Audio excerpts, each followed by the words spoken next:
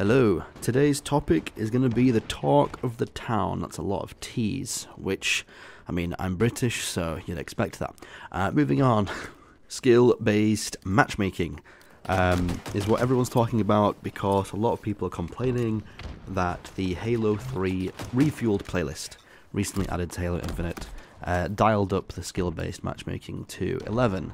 My personal experience with this game type, this playlist, isn't that, but the vast majority of people seem to think it is, so let's assume that it has been, and let's talk about skill-based matchmaking in general.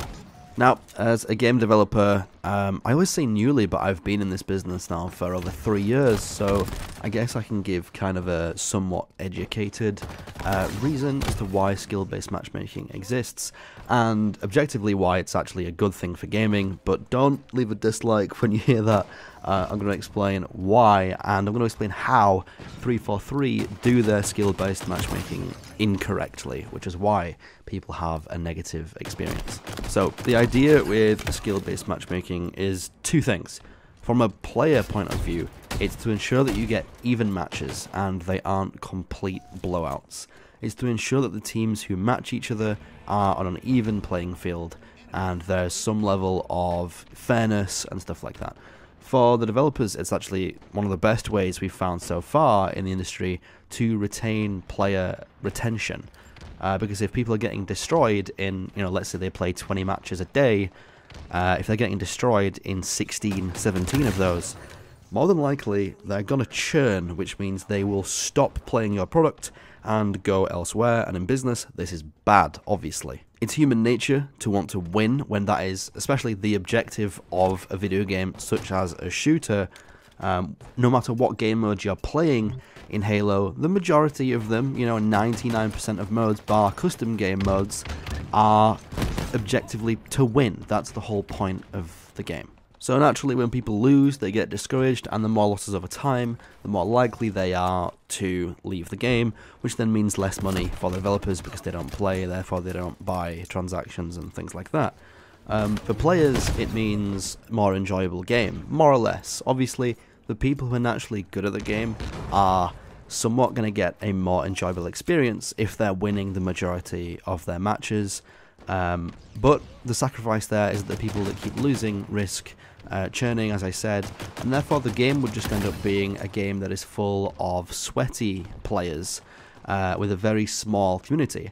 And this has happened to many, many games in the past. I'm sure many of you know an experience like this, where a game dies and all it's left with is a very core and competitive community that do like scrims or little tournaments with each other.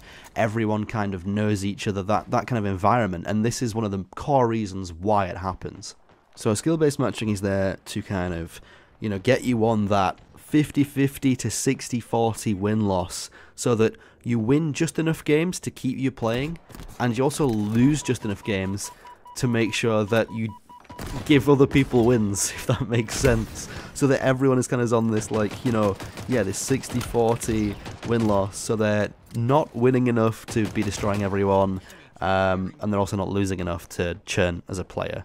And it does work. Like, stats show that skill-based matchmaking does work. It keeps retention there. It is a good method to keep your player numbers high when done correctly.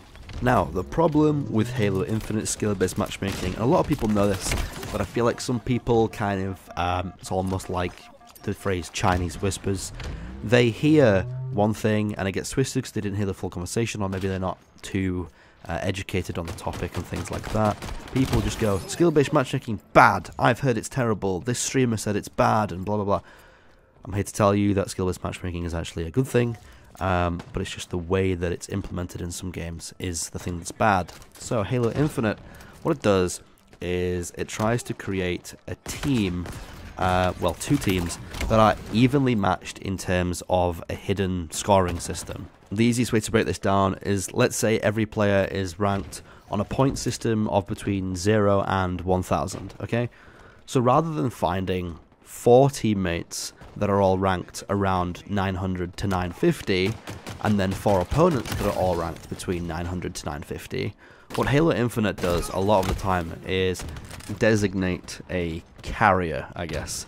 And a lot of the time, it's frustrating because that's you. Let's say that I'm ranked 1000. I'm the best player ever. Rather than find 7 other people that are also ranked around 1000. Halo Infinite might pair me with 2 people that are ranked around 800. And therefore, I now have to carry them because they are not at my level. And this is the problem with Halo Infinite. Often, you have 1 or 2 teammates that are pretty good, but there's one guy, usually with a gamer tag like Hammy Sammy or Timmy Turtles 19, or, I don't know, Obtuse Balloon 56, those guys, right? And they're going to go 5 and 17 or 1 and 10. And they're going to drag the team down. No matter how good you do, you can't change the fact that Timmy Wimmy 452 is going to die 10 times, meaning that more than likely the match is going to be a 10 kill loss because of him. He's the sole reason. And it's not his fault, he just got dealt a bad hand. And so did you, because the skill-based matchmaking system doesn't work. He should be playing other people ranked around 800, you should be playing other people ranked around 1000. It's as simple as that. This is very easy when you have a high population, because then your skill-based matchmaking can be based on individual people rather than a team as a whole. But if your player numbers are low, you can't do that. You have to make a compromise, and as we all know, Halo Infinite suffered quite a drop in players. It's on the rise, so hopefully this topic gets brought up again, and they can maybe, you know, start changing things. However, as a European player, when it gets to around midnight or 1 AM here, I start to see waiting times of 3 or 4 minutes in matchmaking, and in some playlists it's just downright impossible, so I'm not sure if we're there yet.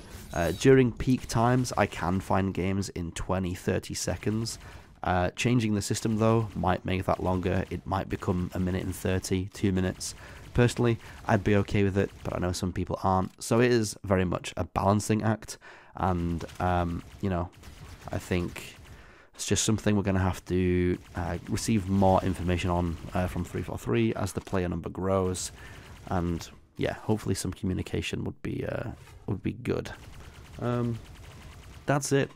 Hopefully this helps you understand a bit better. This is like the easiest way I could break it down. A lot of people already know this is kind of how it works, but if you were not educated, then there you go. That's why it's implemented. That's how Halos work, and it's how skill-based matchmaking should work, is the individual method rather than the team as an entirety. Now, before you go, a game where its social modes currently don't include a skill-based matchmaking, and probably won't ever do because we're a tiny team, is my game, Cross Planet. This is a shameless plug. You can leave if you want. If not, stick around.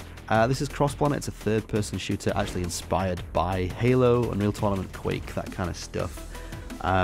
We have like 10 or 11 maps at the moment, and like again like 11, 12, maybe 13 game modes. So we're getting there in terms of content, and we think it's time to do a playtest pretty soon. The game is on Steam, and it will be coming to mobile devices in the future as well. We are developing that. There's some clips of that on my channel and the Cross Planet channel too. So if you know the gameplay on screen now looks interesting to you, then make sure to go over to Steam if you're on PC, wishlist Cross Planet, enlist in the playtest, and hopefully in the next few weeks we'll be announcing when you can all play for free, and the game will also be free as well, which is good. So yeah, alright, thanks for watching this video, and goodbye.